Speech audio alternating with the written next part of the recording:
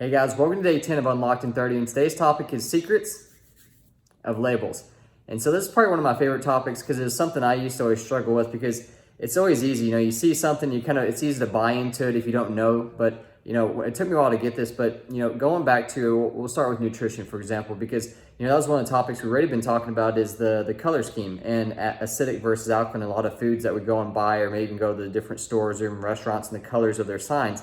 But the acidic tends to be a little bit more red, yellow, orange, going into the more alkaline, the yellow / blue, green being the most alkaline. So a lot of times you can tell that by foods. And so, for example, if you're going to the store and you can tell that, looking at the candies with Halloween coming up, you're going to see a lot of the candies and the not so good sweet stuff for you that's more on the acidic scale. That's in that color scheme of the darker colors. Sorry to burst your bubble there with Halloween, but now if you're looking at the food scale with certain food topics, when you're going and looking at, when you're buying items, for me, I used to get caught up with this, but it was like the terminology of the words, because they're really good about, getting our attention, and it comes to the word choice, and these are called hooks. And so more or less they hook you in, they get your attention, and it could be certain words like non-GMO, organic, all natural, and fiber, high in fiber, just little keywords or little small phrases that really, catch our attention. But I want you to be cautious, because even though that's important and you want to look for that, I wouldn't always just buy in just because you see one or two items that say that. And one of the big things I would say and really think about is, what is your intention when you're buying a food? What are you looking for out of it?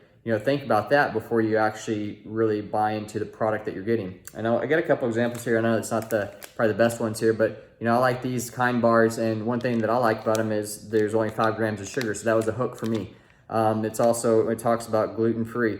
I don't eat all gluten-free, but certain products out there being all natural, organic. So there are certain things out that I really like, they attract me, as far as because of we see certain keywords and terms, and it reminds us of something else. So if we talk about organic and all natural, non-GMO, we think about, okay, there weren't, maybe the area that the food was grown in didn't have chemicals or pesticides associated with it. So it brings us into other phrases or other areas of life when we see certain keywords or terms that we say, okay, we have to have that product.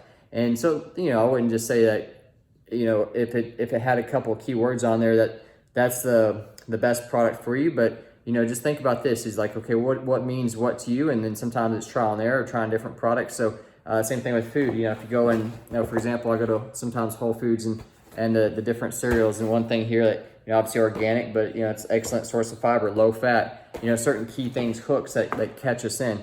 And even though those may be important to us, is that got all the ingredients or everything in there that we're really wanting to get out of it, and what's our goal with this other than just to eat and to get the content of the ingredients out of that food. So it's kind of the same thing going into your performance and your recovery. What products are you looking at for recovery? A lot of them, sports performance wise or recovery, we'll go on performance wise, but like they're really geared into, okay, what sells on the market is losing weight. So they're going to use certain keywords or certain topics, and you maybe go into like certain stores like GNC or other stuff, really great at marketing. They use certain colors, certain words, and they keep it simple. The best marketing is when they keep phrases, words, or their talks below 5th grade level, 3rd to 5th grade.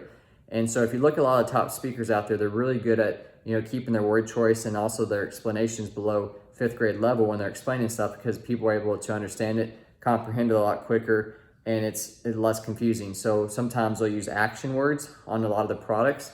And so I'm not gonna say that's bad when you're looking at food products or recovery products or athletic performance products, or even stuff for, physical products if you're using it for working out. I just tell people, it's like, hey, think about it. Just because it has 1 or 2 key words on there doesn't mean it's gonna fulfill or get everything that you're looking at of that product, if that makes sense. So I've been bad about that. You get in a hurry, you go to the store, you're looking at something and it has a couple keywords that hit the categories that you're looking for, and you're like, oh, I need that product, but then there may be a few things missing in it. So just something to think about, because labeling is very big, and it's something that really hooks our attention, and marketers are really good today about doing that. So not to say, again, that's a bad thing. It's just think about this and more strategy on your end, and going it with the intention of, okay, what's my goal out of this food product, out of this sports performance product recovery? What am I trying to use with this product?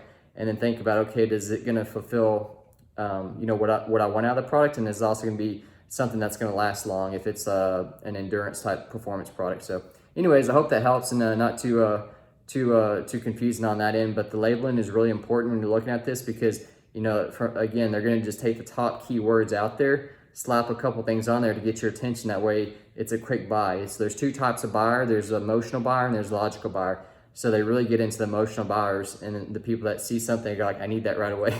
And then, you know, the logical buyer is going to sit there and be like, okay, it looks good, but does it have everything in there? So, you know, they think about it a little bit longer before they end up buying it. So anyways, look at your labels and think about this, like, okay, the keywords, what am I trying to get out of this as a food for the food product? Is a performance product? Is it going to satisfy, you know, what I'm trying to get sports performance wise, you know, quality wise? Is it going to last? Recovery wise, you know, is it going to do its job? Just because it has a couple keywords on there, you know, there's other products out there, and just, you know, throw that around and see if it makes sense to you.